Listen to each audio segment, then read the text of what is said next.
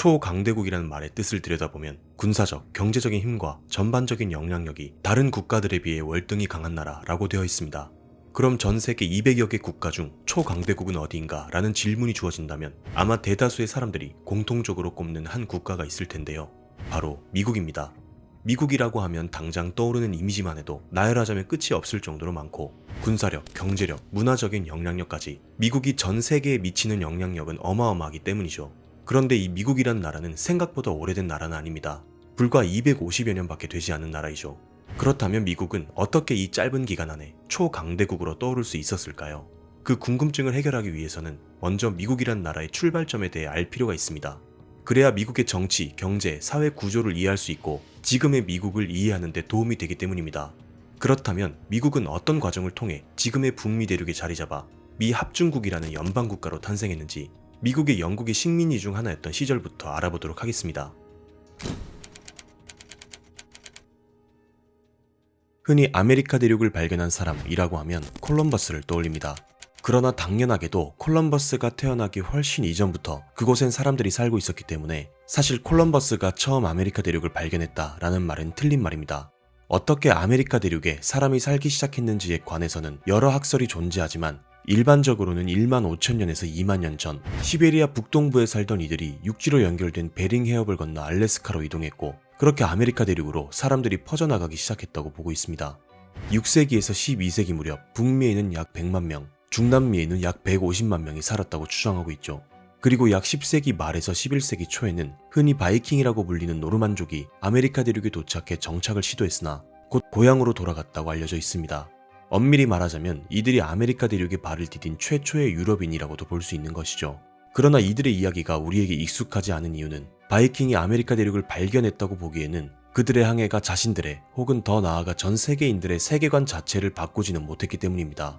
그렇게 시간이 흘러 15세기가 되자 북미에는 400만 명, 남미에는 1000만 명이 넘을 정도로 많은 원주민들이 각자만의 독특한 문화를 꽃피우며 살아가고 있었습니다.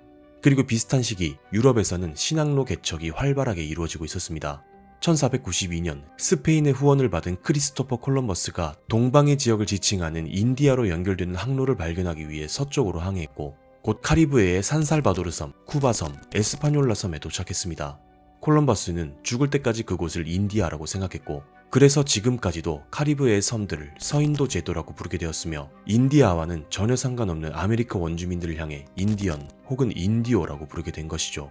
어쨌든 이로써 유럽과 아메리카 대륙 사이를 잇는 항로가 개척되었고 본격적으로 유럽인들이 아메리카 대륙으로 건너가며 말 그대로 지구의 세계관 자체가 확장되기 시작했습니다. 이후 스페인, 포르투갈, 프랑스, 영국, 네덜란드 등 유럽인들은 신대륙의 식민지를 건설하기 시작했죠. 이로써 아메리카 대륙은 원주민들의 터전에서 점차 유럽인들의 땅으로 변해가고 있었습니다. 그리고 오늘 영상의 주제인 미국의 역사를 알기 위해 당시 신대륙으로 진출했던 유럽의 여러 국가 중 영국이 북미 대륙을 장악해가는 과정에 조금 더 초점을 맞춰보겠습니다. 북미 대륙에서 영국이 본격적으로 식민지를 개척하기 시작한 것은 16세기 말 엘리자베스 여왕 때입니다. 식민지 건설 허가를 받은 탐험가 월터 롤리는 1584년 탐험대를 보내 로어노크 섬을 탐사했고 그곳을 처녀였던 엘리자베스 1세를 기념해 버지니아라고 이름 붙였죠.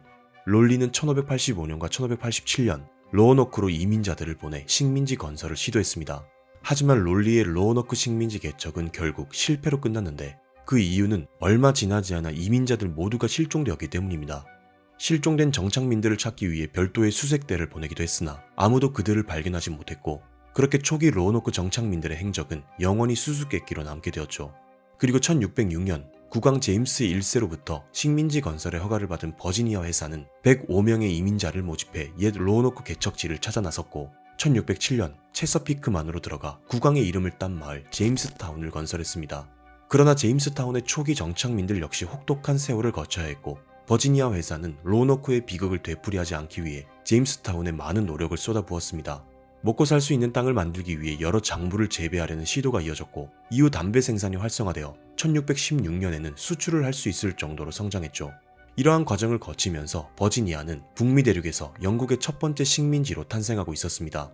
그리고 버지니아 식민지가 탄생하기까지 개척민들이 목숨을 걸고 신대륙으로 넘어온 이유는 경제적인 성공을 이루기 위해서였습니다.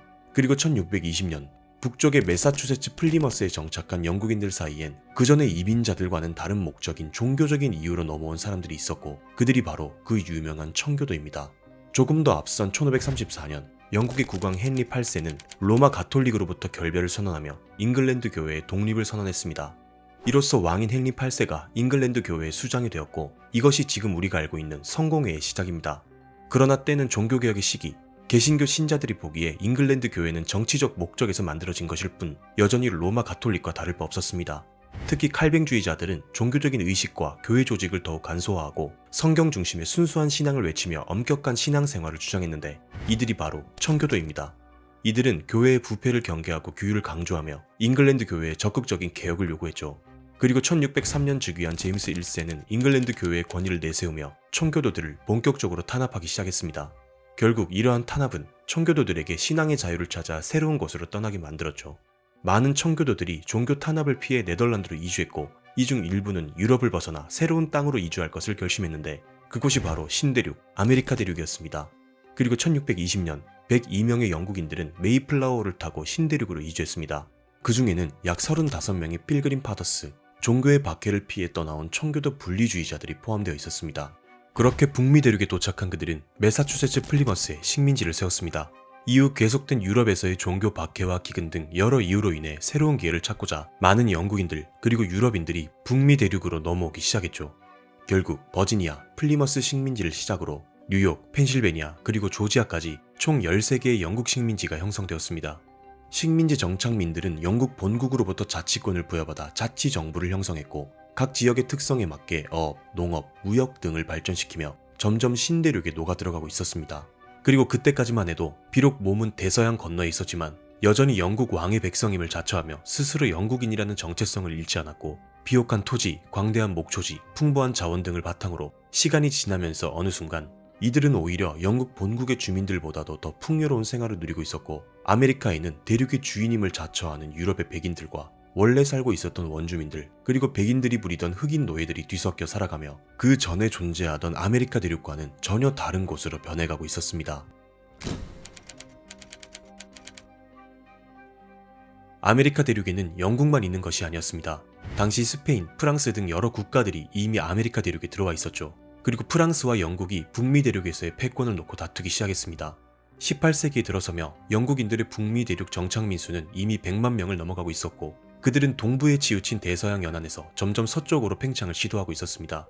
하지만 영국 식민지 너머에는 누벨 프랑스, 영어로는 뉴 프랑스라고 부르는 프랑스의 북미 식민지가 넓게 펼쳐져 있었습니다.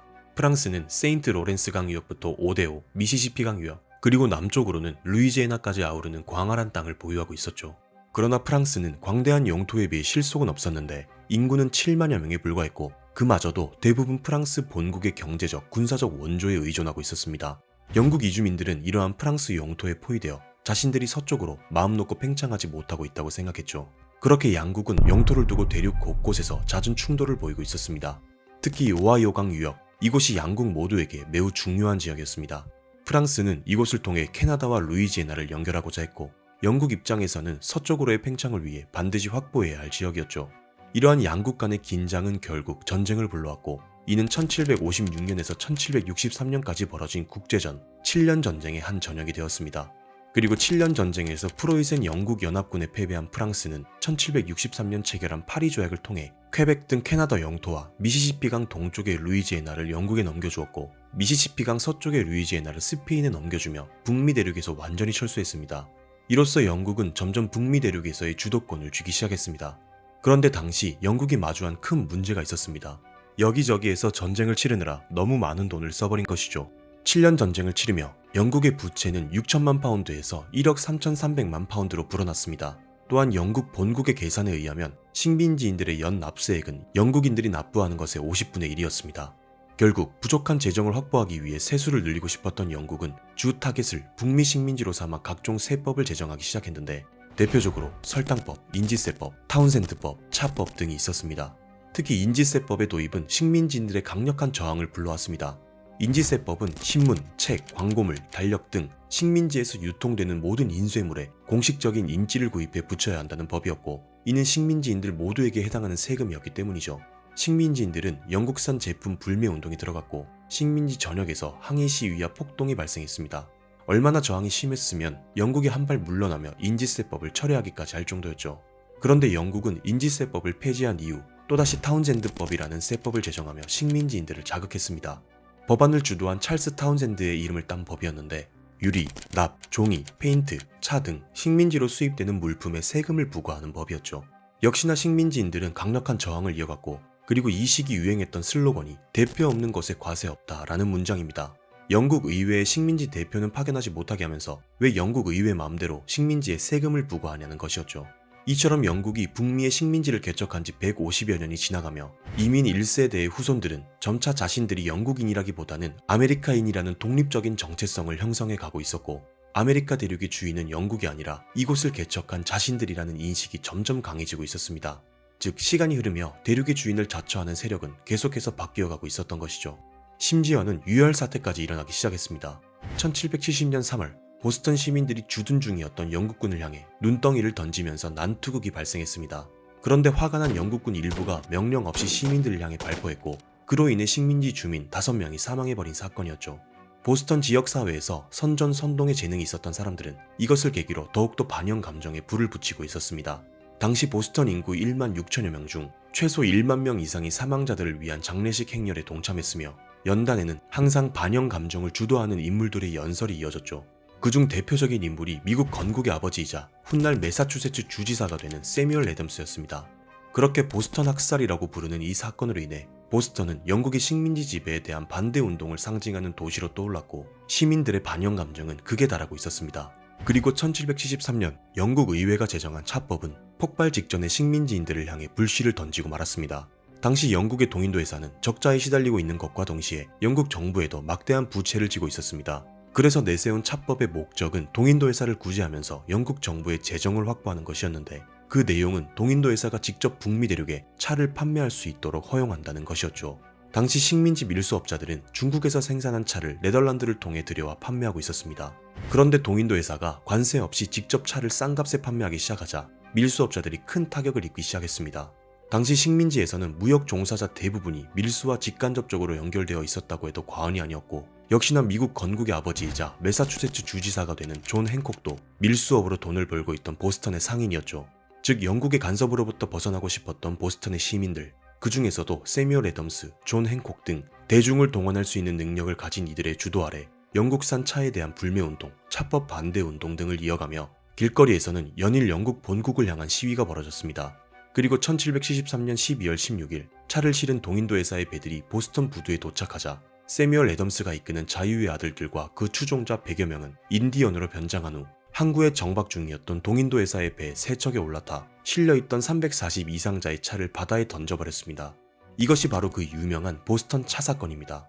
훗날 미국의 대통령이 되는 존 애덤스는 이 사건을 선전하며 민중의 봉기에는 기억에 남는 사건, 주목할 만한 가치가 있고 인상에 남는 행동이 없어서는 안 된다. 차를 던진 행위는 대담하고 파격적이고 강력하고 의연했으며 그 영향은 크고 틀림없이 오래갈 것이다 라고 보스턴 차 사건을 평가했습니다. 그리고 그의 말처럼 이 사건은 식민지인들의 독립운동을 향한 출발점으로서 상징성을 갖게 되었고 약 2년 뒤 보스턴 북부의 렉싱턴에서 울려 퍼진 총성과 미국이라는 나라의 탄생을 예고하고 있었습니다. 지금까지 아메리카 대륙의 원주민과 유럽인 그리고 더 좁게는 북미 대륙의 동부에 영국인들이 정착하는 과정에 대해 보았습니다. 그리고 영국 왕의 충직한 백성이었던 그들이 세월이 지나면서 어떻게 반영국 정서를 가지게 되었고 어떻게 동인도회사가 실어온 차를 바다에 던져버리는 일까지 발생하게 되었는지 일련의 과정들을 훑어보았죠. 바다에 내던져진 차는 지금 기준으로 20억 원 정도에 해당하는 금액이었다고 합니다. 그렇다면 차를 바다에 내던진 이 사건 이후 어떻게 미국 독립전쟁이 시작되었고 또 그 안에서는 어떤 전투들과 어떤 스토리들이 담겨 있는지 다음 영상부터 다시 알아보도록 하겠습니다.